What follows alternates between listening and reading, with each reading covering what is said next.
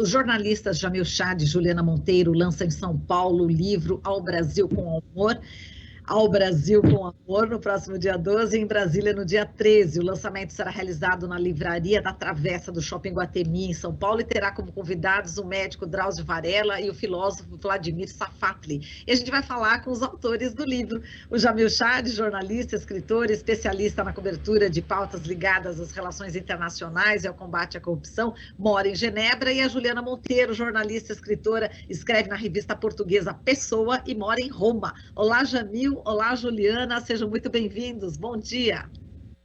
Bom dia, Marilu. Obrigada pelo convite. Um prazer estar aqui. Bom dia, Marilu. Muito bom estar de volta aqui com você, sempre. Ah, que maravilha! Muito obrigada a vocês dois, né, por aceitarem aqui também o nosso convite. Bom, Jamil e Juliana, a gente sabe que o livro, né, reúne aí correspondências trocadas entre vocês dois, né, de setembro de 2021 e julho deste ano, e fala muito aí sobre pandemia, sobre a vida, sobre amor, sobre o Brasil. Enfim, tem momentos muito emocionantes. Eu confesso que hoje, essa noite, eu até sonhei com as reflexões que vocês estavam fazendo e, assim, deu aquela... Ao mesmo tempo que deu aquela tristeza, né? Porque vocês tocam em pontos, assim, tão profundos, né? Da questão humana.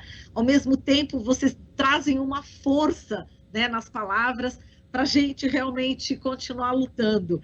Então, é com muita emoção que eu começo a conversar com vocês, né, que o livro realmente impactou demais, né, a leitura do livro me impactou muito, ao ponto de eu sonhar hoje, e eu queria que vocês falassem, né, como é que surgiu essa ideia, aquela pergunta super básica, mas eu estou muito curiosa de como é que vocês acabaram bolando, né, essa história, esse livro, como é que foi a construção, né, desse livro, realmente uma declaração aí de amor ao Brasil, né? Quem é que começa? Marilu, eu quero ouvir o que a Juliana vai ter a dizer sobre isso, mas depois eu quero dar a minha versão. Tá bom, vamos lá, Juliana. Bom, Marilu, eu acompanho o trabalho do Jamil há muito tempo, né? Sou leitora do Jamil há muito tempo. E a gente sempre trocou muita figurinha, assim, já tem, não sei, alguns anos que de vez em quando a gente conversa, né? Nós temos muita coisa em comum, nós dois moramos fora do Brasil, temos filhos da mesma idade, e com a pandemia e a situação do Brasil toda, enfim, as tensões políticas no país, a gente sempre fomos interlocutores frequentes um do outro, para falar sobre esses temas e trocar nossas impressões, nossas saudades, nossas angústias e tal. E ali, pelo comecinho do ano passado, quando nós estávamos vacinados, já a vida começando a entrar nos eixos, um dia a gente estava conversando e já me falou, a gente tem que escrever alguma coisa juntos. E aí eu até brinco com isso na apresentação do livro, que quando ele falou isso eu pensei que era tipo aquele convite, passa lá em casa, né? Mas não, mas já me leva a sério os combinados, e uma semana depois ele tinha a proposta desse projeto, da gente trocar cartas. E a gente começou a se escrever sem combinados, sem roteiro, como cartas mesmo. Eu já mandava para o Jamil a versão definitiva, ele me respondia a versão definitiva, e assim a gente foi conversando. E foi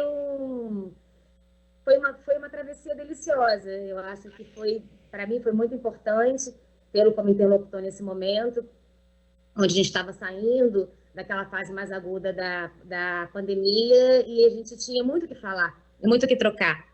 E foi assim, aí começamos a publicar na revista e tal, e agora a gente está reunindo essa correspondência no livro. Muito bem, agora a versão do Jamil, né? Como ele mesmo disse. Diga lá, Jamil. Olha, eu não sei se vocês estão me ouvindo bem, eu estou com algum problema para te ouvir. Eu também, eu até coloquei aqui meu fone, a gente está hoje, realmente, durante o jornal, em alguns momentos, a gente tem a presença de um ruído. Tudo bem. E eu não sei se a gente faz a reconexão, eu estou até na dúvida aqui, viu, Jamil? Porque eu também estou com dificuldade, tive dificuldade em ouvir a Juliana. Talvez a gente faça novamente a reconexão para a gente poder seguir. Vamos perguntar aqui, o Glauco aqui é o nosso termômetro. Glauco, como é que tá? Tá chegando bem aí no estúdio ou tá com dificuldade, assim como eu tive e o Jamil teve? Oi, Marilu, aqui o som tá normal, mas se tá atrapalhando vocês, a gente pode ir aqui para um rápido intervalo, volta já com a reconexão, Então tá. tudo bem? Não, então tudo bem. Se você Então, tudo está bem. dando ok, aí tudo certo, vamos lá então, Jamil, diga lá, vamos lá. Vou te explicar, Marilu. Da mesma forma que você sonhou com essas cartas, eu sonhei com os textos que a Juliana fez durante a pandemia. E foi ali que eu conheci ela. Só para a gente colocar no contexto, eu moro em Genebra, na pandemia era OMS, OMS, OMS, eu vivia dentro da OMS, e a cobertura de pandemia ali era a cobertura, basicamente, a gente conversou aqui muitas vezes, né, Marilu, do epicentro da gestão da pandemia no mundo. Então, era muito tenso, era muito complicado, mas era muito distante da vida das pessoas. E um texto da Juliana, que eu não sei como chegou em mim, um texto dela que circulou, viralizou naquela época, eu fiquei muito impressionado, primeiro com o relato, né, do que é que estava acontecendo, alguém que estava em Roma contando a história, para mim foi absolutamente impactante, e depois, e aí o óbvio, a qualidade do texto. E aí você, obviamente, vê que é uma pessoa completamente diferenciada no que se refere à narração dos fatos. E esse texto, não só esse, ao longo da pandemia, os textos dela foram me marcando e foram me balizando, de uma certa forma. Então, eu conheci a Juliana também por textos, também por espécie de cartas. E quando a gente começa a conversar, aí eu acho que era até um passo, eu diria, quase natural de querer corresponder, justamente corresponder no sentido de trocar impressões, trocar ideias. A gente sente uma falta, eu acho que a Juliana também está nessa situação, sente muita falta do diálogo. Do diálogo, às vezes até entre aqueles que se entendem, mas que têm algumas visões diferentes do mundo, o que é absolutamente natural. Não seria insuportável todo mundo com a mesma visão de mundo, né? Essa é a verdade. Mesmo dentro de um campo progressista, mesmo dentro de um contexto X ou Y. Agora, Manu, o livro não é sobre a pandemia, como você viu muito bem, a gente vai muito além da pandemia, e ao trazer esses debates, o que a gente tenta fazer é justamente recuperar algo que, com os textos jornalísticos, com as reportagens, muitas vezes a gente não tem o direito sequer de fazer isso, que é de colocar o nosso coração dentro do texto, os nossos sonhos dentro do texto. E isso, claro, nas cartas, isso foi muito útil. Outra coisa que foi muito útil foi o fato de eu não conhecer a Juliana e a Juliana não me conhecer. Então, eu podia me apresentar e ela podia se apresentar. Isso, claro, também ajuda a apresentar todos os sistemas e a nós mesmos ao leitor. Você falando exatamente dessa questão do amor, né, que nas reportagens muitas vezes a gente, né, nas entrevistas a gente não coloca, né, inclusive o próprio Renato Janine Ribeiro falou sobre isso, né, no prefácio ele fala o seguinte: falar de amor num tempo de ódio é prioritário, como dizem de vários modos nossos dois autores. Não por acaso Juliana e Jamil insistem no papel democrático do amor e das paixões, a ele correlatas como a amizade. Faz sentido pensar aqui no amor materno, um amor que Juliana e Jamil dedicam ao Brasil, é um amor de mãe. E aí eu coloco aqui também, em vários momentos, vocês falam dos filhos. Então, eles estão presentes praticamente no livro inteiro. Eu queria que você passasse agora para a Juliana, depois você, Jamil. Realmente é uma preocupação, é uma inspiração, enfim, como diz o Jamil, em alguns momentos, o filho dele teve, assim, por exemplo, digamos assim, privilégio, né, pela classe social que você pertence, né, Jamil? E aí o Jamil já fica todo realmente em sofrimento e em saber que outras crianças não têm os mesmos direitos do filho dele, né? Então eu percebi isso. Fala um pouquinho, Juliana, dessa maternidade, né? E no caso do Jamil, essa paternidade, mas já fazendo essa associação com o Brasil, que vocês tão bem fizeram. Realmente, quando eu fui reler o livro para revisá-lo e tal, eu até comentei isso com o Jamil, eu percebi que a gente fala dos nossos filhos em praticamente todas as cartas. Não foi nada pensado, né, de propósito, mas talvez porque quando você está criando crianças, né, quando você está educando crianças, eu acho que o nosso compromisso com o porvir, ele fica muito urgente, porque eu acho que nada nos dá a sensação mais material da passagem do tempo do que ver uma criança crescer. A cada dia, e durante a pandemia, trancados em casa, muitas vezes eu me peguei pensando que o meu tempo estava muito simbolizado e representado nas crianças. É um dente que fica mole, depois o dente cai,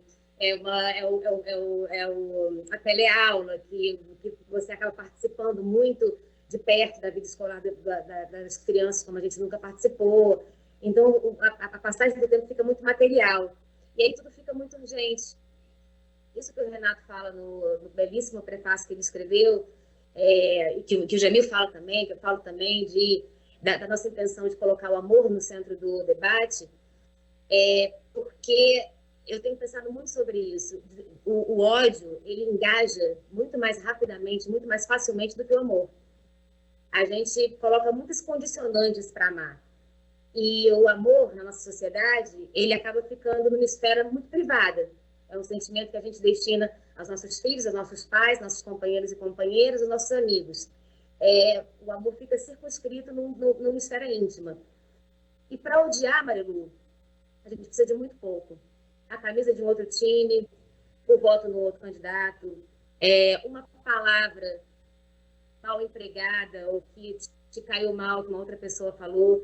E aí a gente odeia com muita paixão. E eu acho que esse nosso odiar com tanta paixão nos trouxe até uma situação muito complicada hoje. Até para se pensar o futuro dos nossos filhos, do nosso país. O Renato fala uma coisa muito bonita no livro, que ele fala que seria o nosso país um filho, e ele responde que sim, que o país é um filho. E eu concordo com ele, porque um país a gente cuida, a gente cria, a gente educa, a gente põe limites, a gente ajuda a lapidar o caráter. O país não é um ente hierárquico, superior, moral ou religioso a que nós devemos obediência. Um país a gente faz, um país somos nós. Está muito na moda hoje falar dos símbolos nacionais, apropriados, enfim, por um dos lados do espectro político, mas os símbolos nacionais são símbolos. O país somos nós. Eu, vocês, quem está nos assistindo. O país são as pessoas, e não os seus símbolos. E Jamil, diga lá, essa associação, né, que você faz aí em relação ao amor, né, que vocês têm aos filhos, né, e eles sempre presentes nas cartas, e esse amor ao Brasil.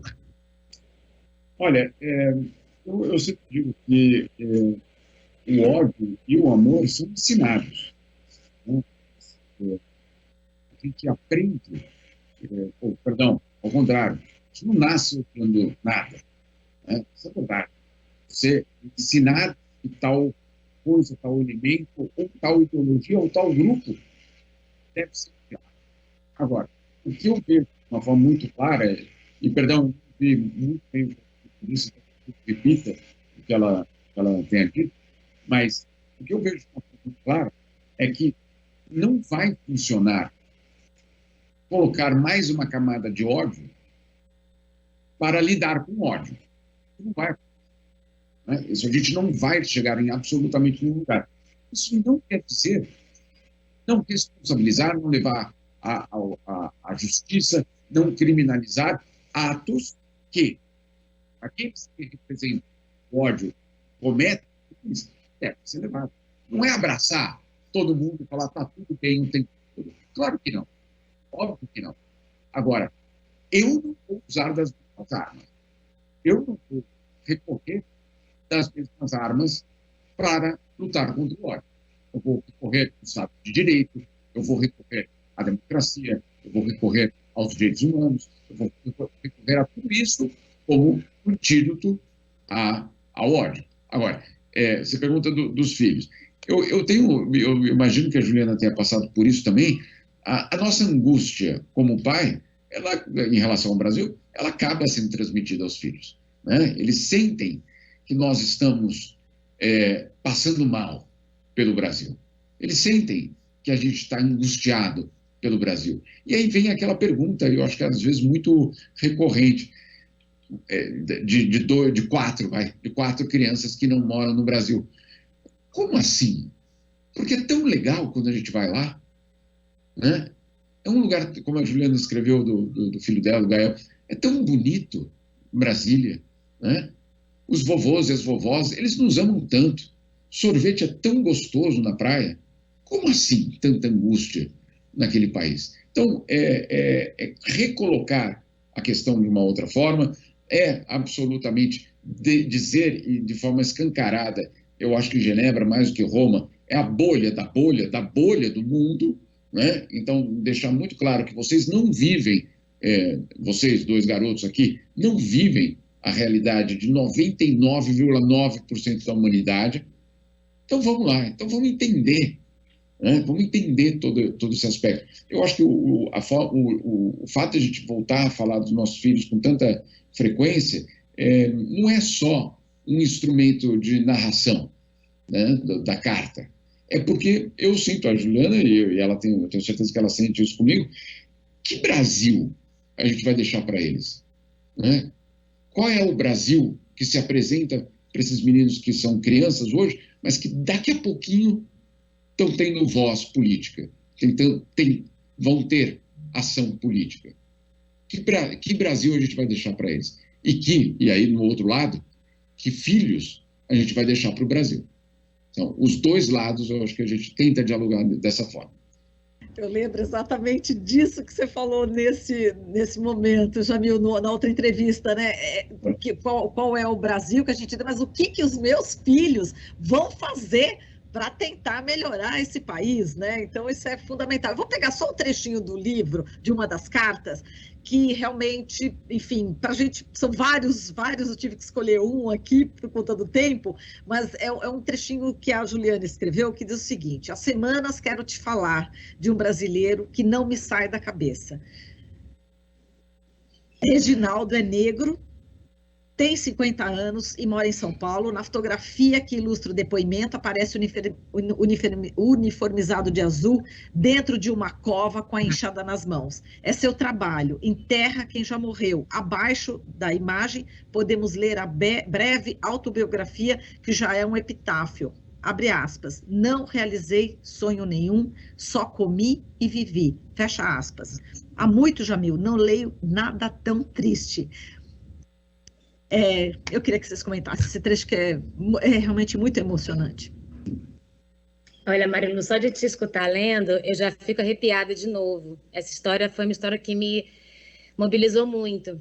Eu estava na internet passando, vi essa manchete, a foto desse homem, e eu achei a imagem de uma literalidade tão grande, um homem dentro de um buraco, numa declaração tão esvaziada de sentido, uma vida tão esvaziada de sentido.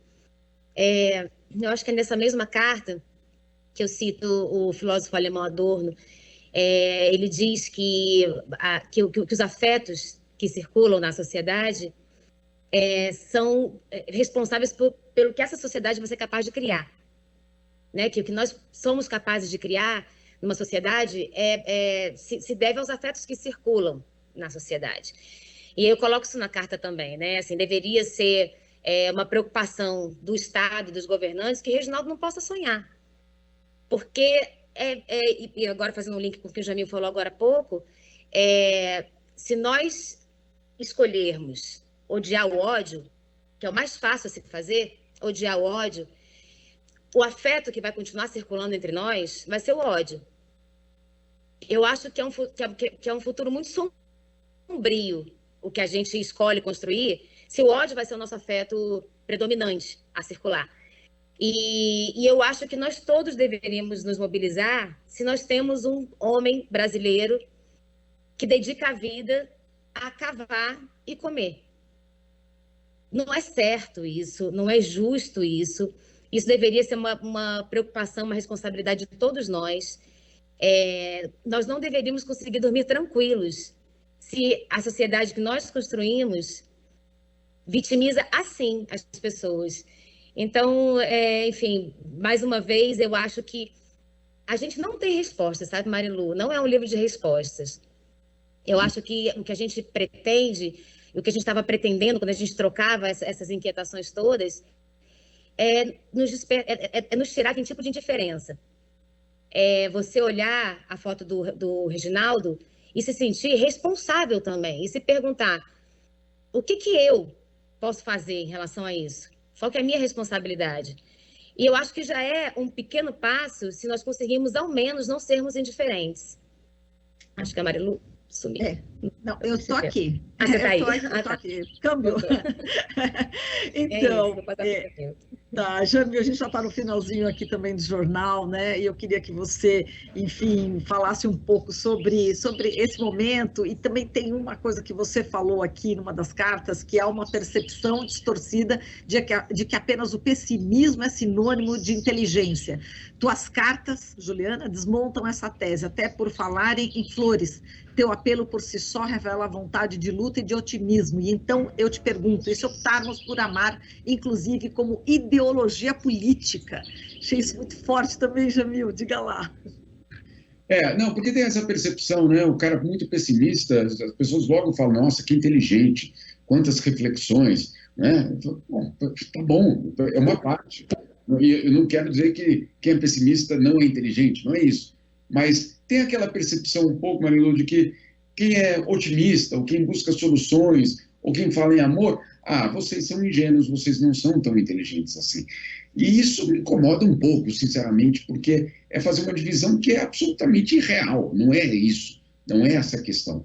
Então, o que eu coloco, a Juliana coloca de uma forma poética, e absurdamente poética, o que eu digo se a gente usar o amor como política pública, e aí não é o amor, vamos abraçar árvore, John Lennon, acabaram as fronteiras, não é nada disso.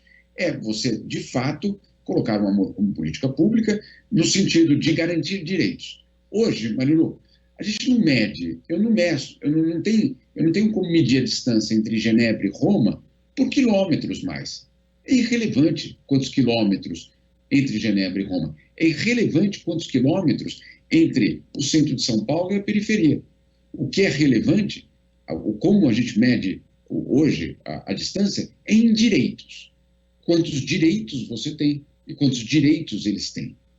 Essa é a medida no século XXI, com todas as globalizações do transporte, tecnologia e tal. Essa é a nova medida da distância. São os direitos. Então, se a gente muda essa lógica e tenta garantir o direito aos outros, a gente está fazendo política de amor. Ontem não, perdão, há uns dias, alguém me disse, puxa, vocês finalmente falaram que política e amor é a mesma coisa. Claro que é. Claro que é. Agora, não estamos aqui dizendo que o poder não existe, que a guerra por hegemonias não existe, que não é nada disso, que temos que perdoar todos o tempo todo. De jeito nenhum. De jeito nenhum. Agora, só complementando o que a Juliana disse, nesse sentido. Hoje você tem um planeta que produz alimentos para 2 planetas. E como é que a gente vive e vai dormir toda noite com essas imagens que a Juliana citou? Que sociedade é essa que acha ok? Né? Sabe quantas crianças morrem por ano de diarreia? 500 mil no mundo. 500 mil. Como é que a gente pode achar que isso é normal, quando, na verdade, é algo absolutamente ultrapassado em termos de direitos? Então, é um pouco disso que a gente tenta trazer, Marilu. E o evento na segunda-feira, o evento na segunda-feira na Livraria da Travessa, às 19h, aí, com todas essas pessoas que você citou, que eu iria só para assisti-los, tá? Para deixar muito claro, eu iria lá só para assisti-los. Não é só um lançamento de um livro que a gente quer fazer. Como a Juliana outro dia dizia, é reunir as vozes para dizer isso de forma que a gente possa escutar, né? Que todo mundo possa escutar, que isso não precisa ficar com vergonha de dizer e que não é sinônimo de ingenuidade.